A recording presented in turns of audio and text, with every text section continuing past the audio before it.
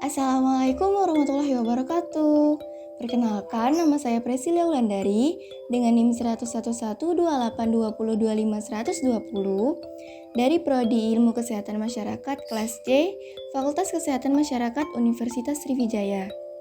Pada kesempatan kali ini, saya akan berbagi informasi mengenai penyakit campak. Apa itu penyakit campak? Mari simak penjelasan berikut ini. Menurut WHO, campak adalah penyakit yang disebabkan oleh virus ditandai dengan bercak kemerahan, didahului dengan panas badan lebih dari 30 derajat Celcius, bersama dengan gejala penyerta.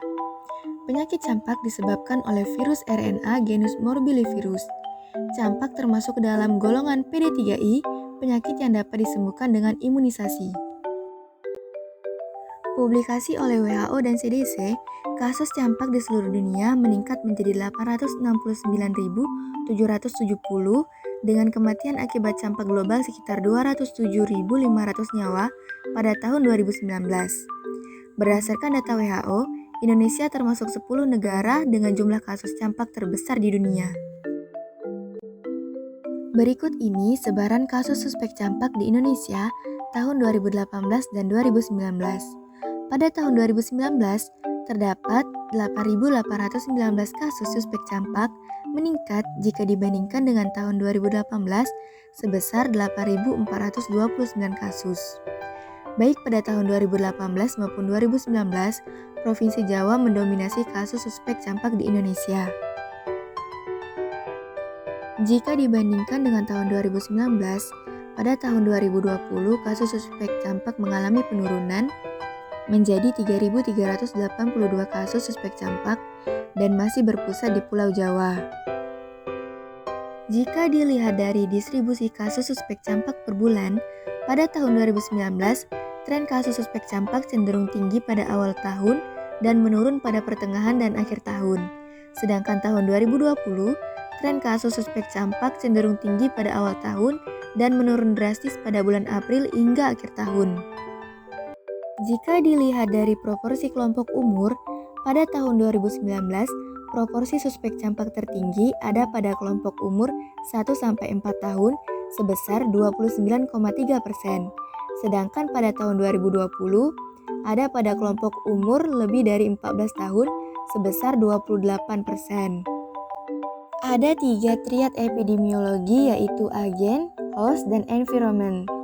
Agen penyakit campak yaitu virus RNA genus Morbillivirus, berukuran 100-250 nanometer. Host penyakit campak yaitu semua orang yang belum pernah imunisasi campak dan belum pernah terkena campak. Nah, di bawahnya ada orang-orang yang berisiko terkena campak. Berikutnya triad epidemiologi yang terakhir yaitu environment atau lingkungan.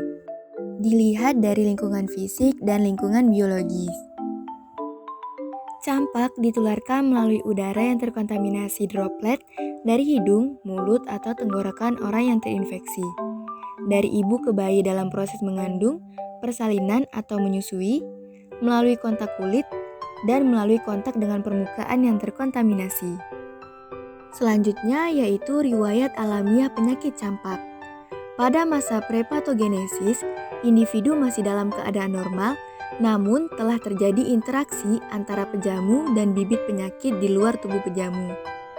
Nah, bila pejamu lengah dan mengalami ketidakseimbangan pada triad epidemiologi, memudahkan agen melanjutkan ke tahap patogenesis. Berikutnya, masa patogenesis. Masa patogenesis terdiri dari 4 tahapan, yaitu tahap subklinik, tahap klinik, tahap lanjut sakit, dan tahap penyembuhan. Penjelasan masing-masing tahap bisa dilihat pada video. Pengendalian campak. Ada pengendalian primordial, primer, sekunder, dan tersier. Kegiatan imunisasi vaksinasi campak termasuk ke dalam pengendalian primer. Vaksinasi campak dilakukan menurut rekomendasi IDAI sebanyak 3 kali ketika bayi usia 9 bulan, 18 bulan, dan 5-7 tahun. Pelaksanaan surveillance campak rubella berbasis individu yang dikenal dengan CBMS masuk ke dalam pengendalian sekunder. Selain itu, berdasarkan Pusat Data dan Informasi Kementerian Kesehatan Republik Indonesia, tahun 2018 ada 3 strategi pengendalian campak, yaitu CRASH program campak untuk anak balita di daerah risiko tinggi, Catch-up campaign campak untuk anak sekolah, dan introduksi pemberian dosis kedua melalui kegiatan rutin bias untuk kelas 1 SD pada tahun berikutnya setelah Catch-up campaign.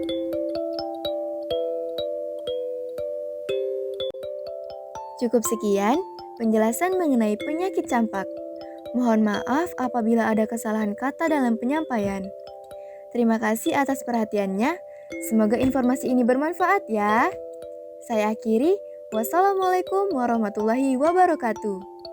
Eits, jangan lupa like, komen, dan share ke teman-teman kalian. Sampai jumpa.